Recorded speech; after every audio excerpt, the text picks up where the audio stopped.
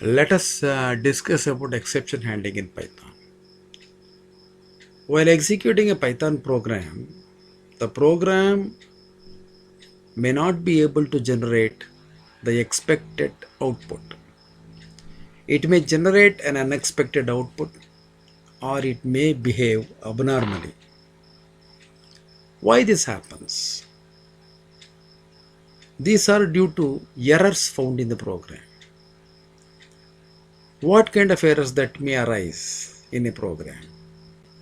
There may be three kinds of errors: syntax error, runtime error, logical error. If these errors are found in the program will never generate the output. What to do now?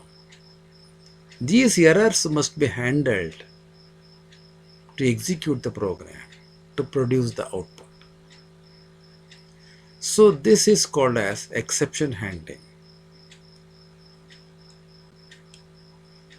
When a program is going to be executed, if there is an error found in the program, then the program will not be able to produce the output. It may stop. Look at this small diagram.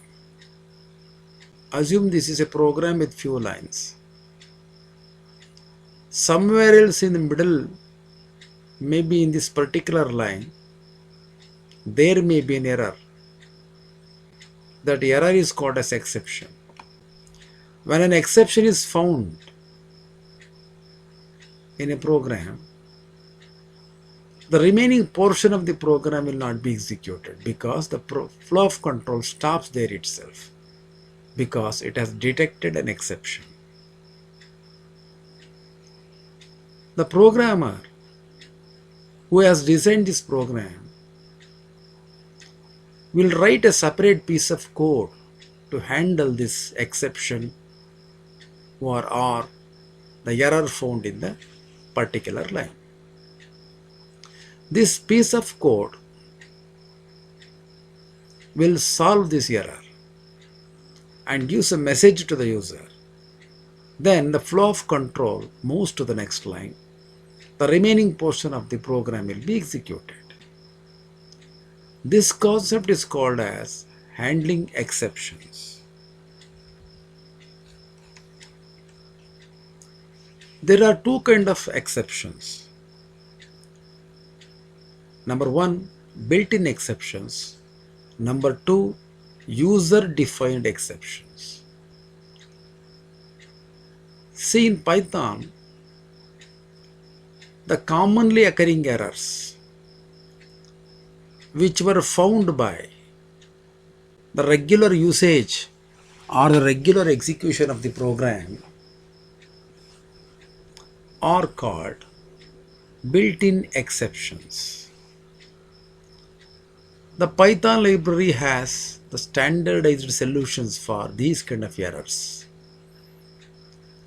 When a built-in exception or an built-in error is found, the appropriate exception handler code, which is stored in the standard library of Python, is executed and it displays the reason along with the raised exception name.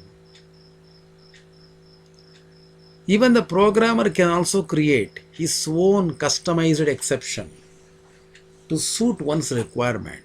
These are all called as user-defined exceptions.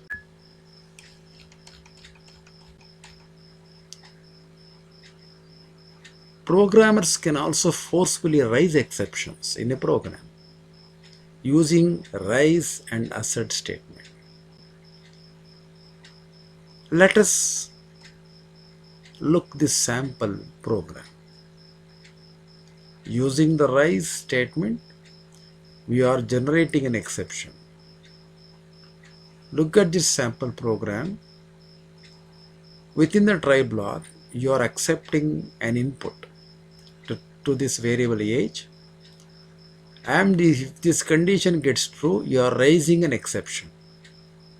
Means forcefully, based on this test condition, you are raising an exception.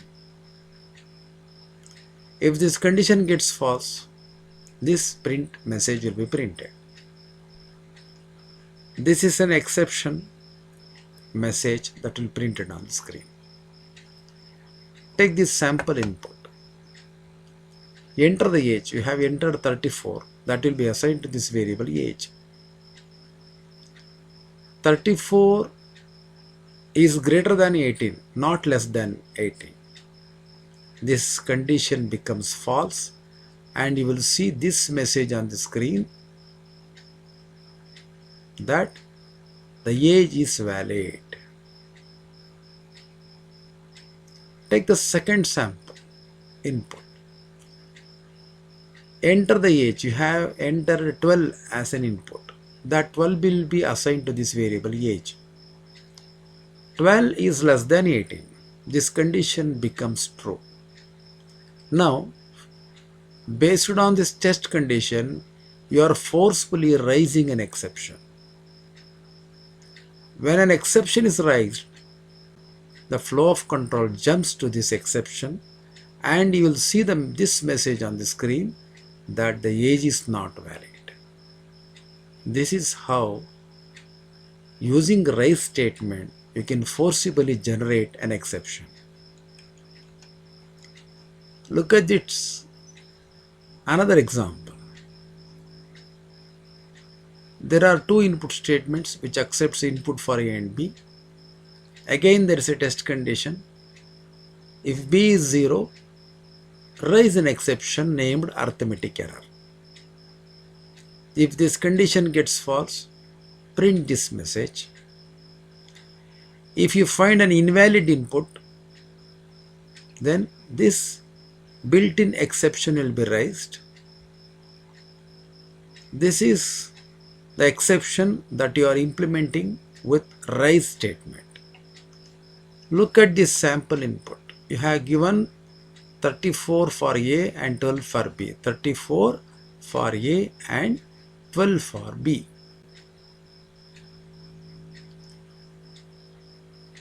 See, B you have 12. This exception will be raised when you enter B is equal to 0. Now you have given 12 for B. This exception will not be raised. Then you will see this output on the screen. Take the second case. Now we have entered 0 for B. Now this test condition becomes true. When this test condition becomes true, then this line of statement raises an error called arithmetic error. The flow of control jumps to this error, arithmetic error. Then you will see this message on the screen. The value of B cannot be 0. Suppose for B you are giving an invalid input. It creates a built-in exception called value error. When this error, built-in exception error, is found, then the flow of control jumps to this built-in exception code handler and you will see this message on the screen. This is how the raise statement works. This is how, using the raise statement, forcibly you can generate a message with that exception name. My dear friends, if you feel that our videos are informative, please subscribe, give like and comment and share our videos. Thank you.